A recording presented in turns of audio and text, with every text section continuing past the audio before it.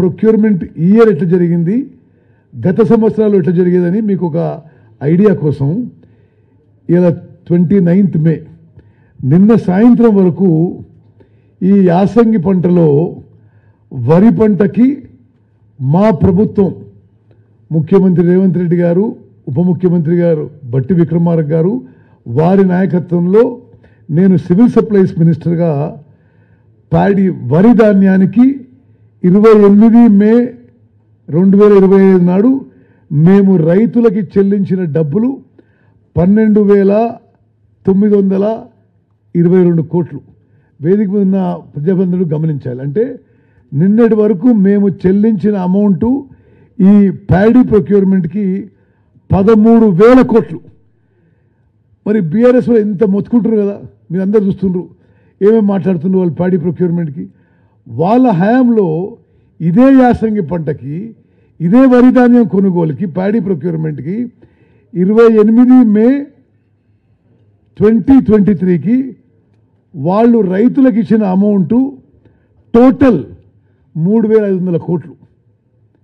ఇదే డేట్కి, ఇది అఫీషియల్ ఫిగర్సు మా వెబ్సైట్లో ఉంటాయి, సివిల్ సప్లైస్ కమిషనర్ మీకు చెప్తాడు.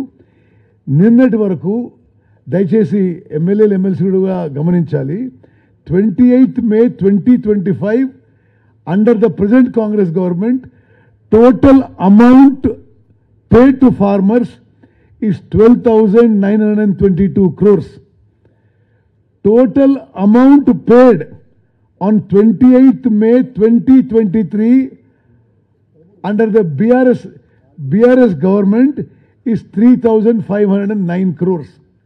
Almost 10,000 crores we have paid in one crop, more on the same date. Mari total payment ఎంత చేయాలి?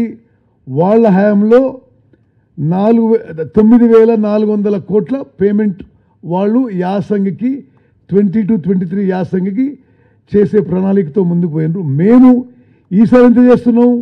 అదే యాసంగి పంట వరి ధాన్యానికి 15,475 కోట్లు.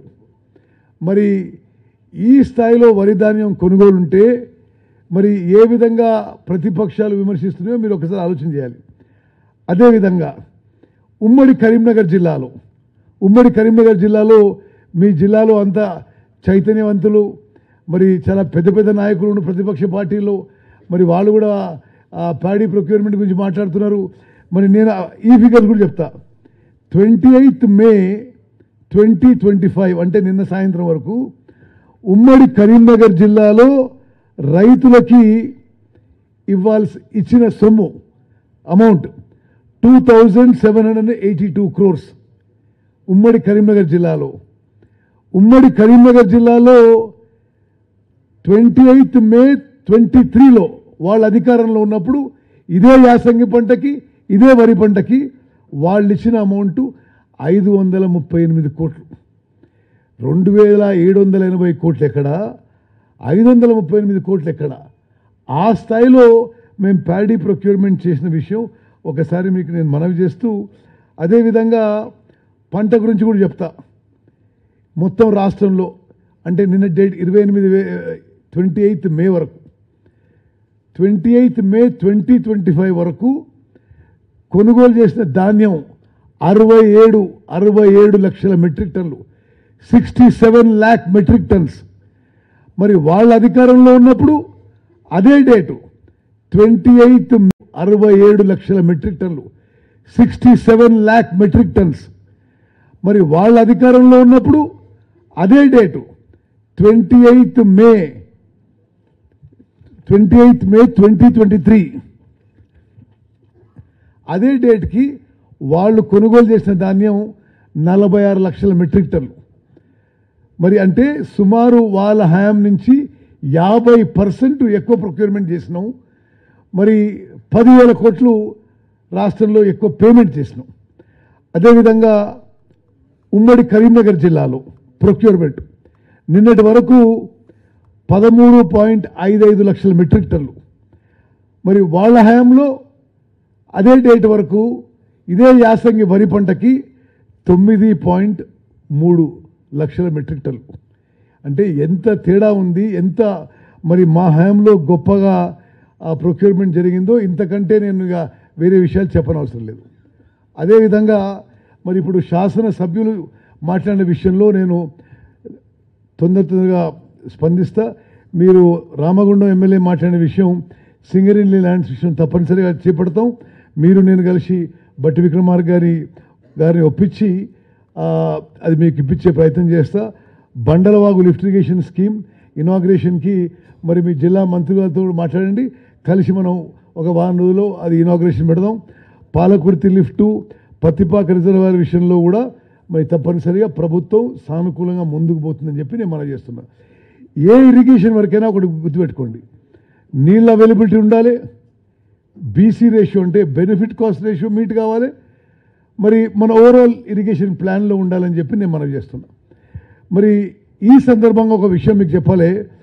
మరి చాలా చైతన్యవంతమైన మరి కరీంనగర్ జిల్లా మీడియాకి, మరి కరీంనగర్ జిల్లా ప్రజాపతులకి ఈ యాసంగి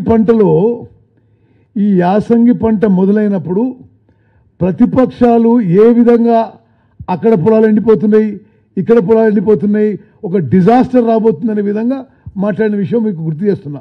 పత్రికల్లో మాట్లాడిన విషయం, ఈ యాసంగి పంటలో తెలంగాణలో పండిన పంట 60 లక్షల ఎకరాల్లో, వరి పంట గురించి చెప్తున్నాను, 60 లక్షల ఎకరాల్లో 130 లక్షల మెట్రిక్ టన్లు. అంటే యాసంగి పంటలో తెలంగాణలో ఇది రికార్డు. ఉమ్మడి ఆంధ్రప్రదేశ్లో 23 జిల్లాల్లో కూడా యాసంగిలో ఇంత పంట పండలే. స్వతంత్ర భారతదేశంలో 29 రాష్ట్రాల్లో ఇదే రికార్డు. అదే విషయం కూడా చెప్తున్నాను మీకు. ఖరీఫ్ కానీ రబీ కానీ రెండు పంటల్లో కూడా కాంగ్రెస్ ప్రభుత్వం వచ్చిన తర్వాత రేవంత్ రెడ్డి గారు ముఖ్యమంత్రిగా, బట్టి విక్రమార్క గారు ఉప ముఖ్యమంత్రిగా, మరి మా అందరి క్యాబినెట్ మంత్రుల నాయకత్వంలో తెలంగాణ రాష్ట్రంలో అధికారికంగా భారత ప్రభుత్వం నిన్న ప్రకటించింది, Telangana is number 1 paddy producing state in the country. ఆలోచన చేయండి. మరి ఇది ఏ సందర్భంగా? కాళేశ్వరం మూసేసే సందర్భంగా. 3 బ్యారేజ్లో మేము నీళ్లు నిలపలేని పరిస్థితుల్లో భారతదేశంలో తెలంగాణ రాష్ట్రం ఖరీఫ్ పంటలో హైయెస్ట్ ప్యాడీ ప్రొడ్యూసింగ్, అదేవిధంగా రబీలో హైయెస్ట్ ప్యాడీ ప్రొడ్యూసింగ్.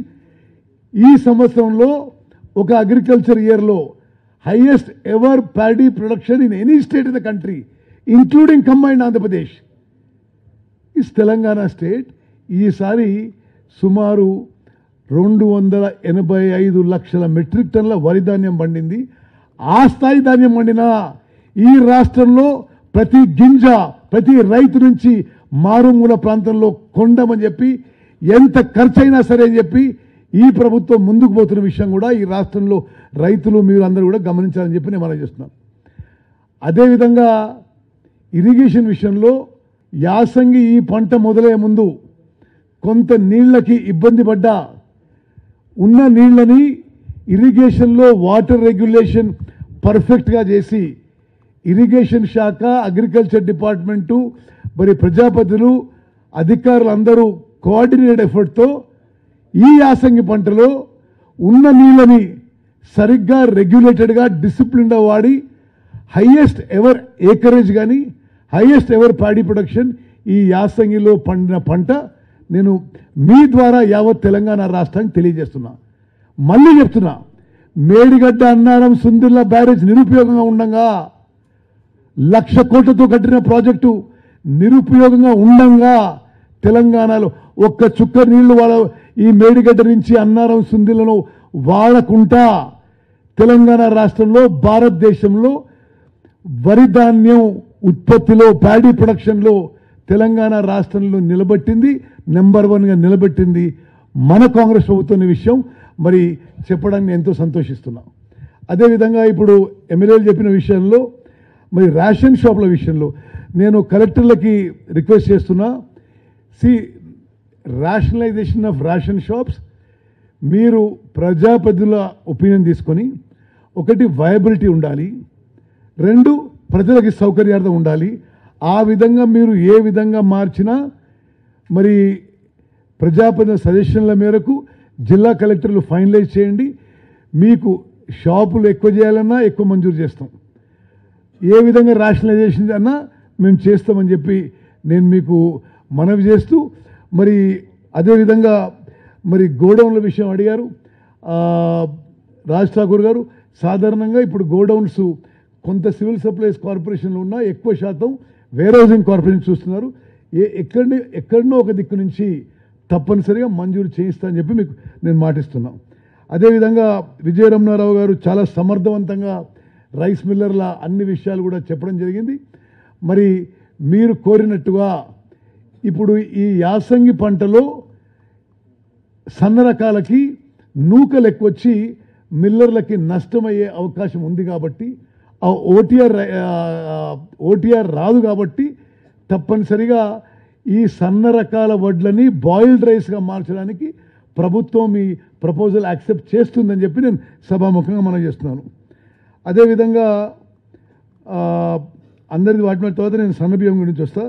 ఎస్ఆర్ఎస్పి విషయంలో మీడియా మిత్రులకి ప్రజాపతులకి అధికారులంగా తెలియజేస్తున్నా, తెలంగాణ రాష్ట్రంలో ఉన్న అన్ని ప్రాజెక్టులు మేజర్ ప్రాజెక్టులు అంటే ఏదైతే పాత ప్రాజెక్టులు కట్టిందో ఎస్ఆర్ఎస్పి కానీ నాగార్జున సాగర్ కానీ జూరాల కానీ ఇవన్నీ కూడా నిజాం సాగర్ కానీ ఇవన్నీ కూడా సుదీర్ఘ కాలం నుంచి సిల్టేషన్ అండ్ సెడిమెంటేషన్తో కెపాసిటీ తగ్గిపోయింది. ప్రాజెక్టుల కెపాసిటీ, రిజర్వాయర్ కెపాసిటీ ఇవన్నీ కూడా ఒక నేషనల్ పాలసీ కింద, ఒక నేషనల్ ఫ్రేమ్వర్క్ కింద మేము డీసిల్టింగ్ అండ్ డీసెడిమెంటేషన్ చేపట్టబోతున్నాం. మరి దాని ద్వారా ఈ ఎగ్జిస్టింగ్ ప్రాజెక్ట్స్కి అన్నిటి కూడా 25 to 30 to 40% కడెం కూడా కెపాసిటీ మరి ఆ విధంగా పెంచబోతున్నాం అని చెప్పి కూడా నేను మనం చేస్తున్నాను. అదేవిధంగా మీరు మరి ఎమ్మెల్యేలు సజెస్ట్ చేసినట్టుగా ఎక్కడెక్కడైతే అత్యవసరంగా మీకు ఓఎండ్ఎం ఇష్యూస్ ఉంటాయో, మరి ఆపరేషన్ మెయింటెనెన్స్ ఇష్యూస్, కాలువల విషయాలు కానీ, షట్టర్లు కానీ, గేట్లు కానీ, ఓటీలు కానీ దయచేసి అధికారులు ఇక్కడ ఉన్నారు, నోట్ చేసుకోండి. మీరు దాన్ని అత్యవసరమని సర్టిఫై చేస్తే నేను ఇమ్మీడియట్గా శాంక్షన్ ఇస్తానని చెప్పి కూడా నేను మనం చేస్తున్నా.